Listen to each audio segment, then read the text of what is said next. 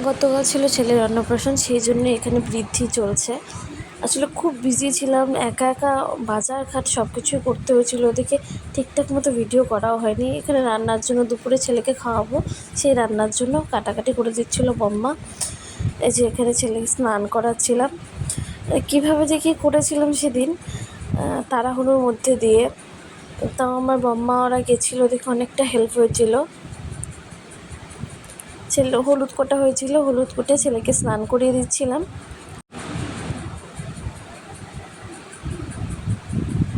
ও কিন্তু একটুও কান্নাকাটি করেনি, খুব সুন্দর মতো সাজগোজ সব কিছু করেছে।